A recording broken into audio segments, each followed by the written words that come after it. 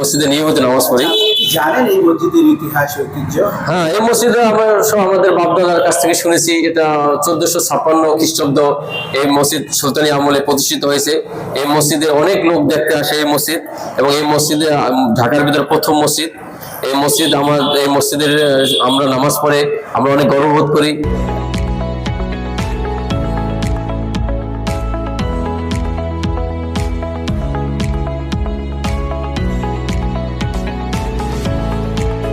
বলা হয় মসজিদের নগরী। প্রায়শই একটি প্রশ্ন মনের ভিতর জেগে ওঠে, কেন ঢাকা শহরকে বলা হয় মসজিদের নগরী? আমরা এই প্রশ্নের উত্তর খুঁজতে চাই। একটু কঠিন, কিন্তু খোঁজাটা দুঃসাধ্য নয়। এই শহরে কি অনেক বেশি মসজিদ? এই জন্য আসলে এটা বলা খুব দুষ্কর, কিন্তু এটা সত্য। এই শহরে সকাল ও সন্ধ্যা নামে মসজিদের সুমিষ্ট কণ্ঠের, কিন্তু আমরা খুঁজতে চাই এই শহরের প্রথম মসজিদ, প্রাচীনতম মসজিদ, যেখান থেকে এই শহরের মসজিদের নগরীর নামকরণ করা হয়েছিল। তাই আজ আমাদের গন্তব্য ঢাকা শহরের সব থেকে প্রাচীন এবং প্রথম মসজিদ, বিনোদ বিবির মসজিদ।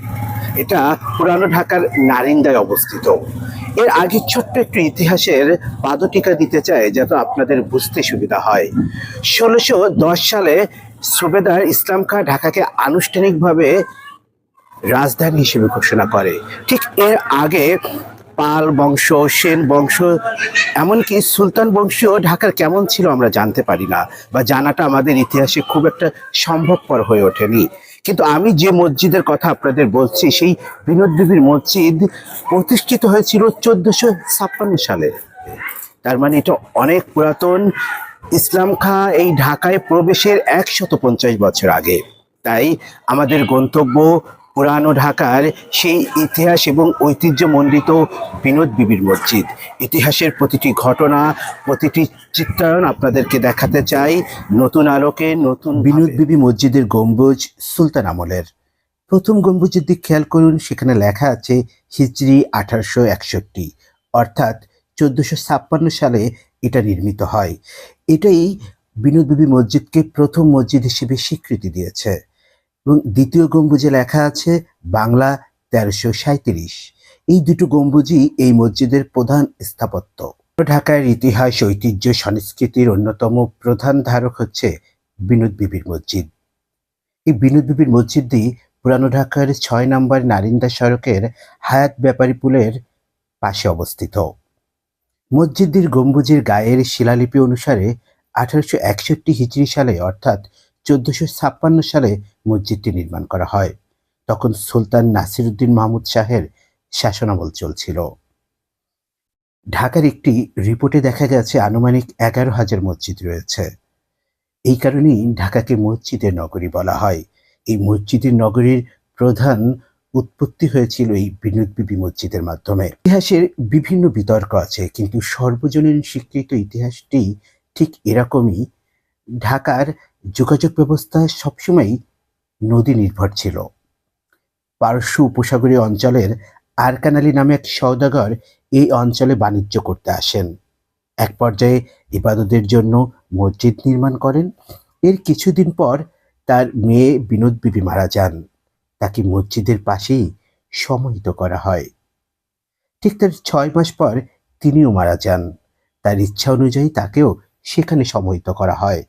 ঠিক এভাবেই এলাকার মানুষ এই মসজিদকে ধীরে ধীরে বিনোদ বিবি নামের মসজিদ হিসেবে পরিচয় করিয়ে দেয়। এর নির্মাণ শৈলী, মসজিদের প্রধান বৈশিষ্ট্য হলো এর বিশেষ আকৃতির স্তম্ভ, বর্গাকার কক্ষের উপর অর্ধবৃত্তাকার গম্বুজ, উত্তর, দক্ষিণ, পূর্ব দিকের খিলানের ব্যবহার।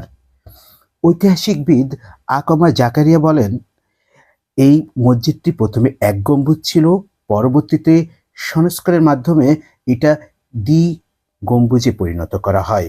এই গম্বুজ এই মসজিদের প্রধান সৌন্দর্য। জানেন আমরা এসেছি ঢাকার সব থেকে প্রাচীন এবং প্রথম মসজিদ, বিনোদ বিবির মসজিদ।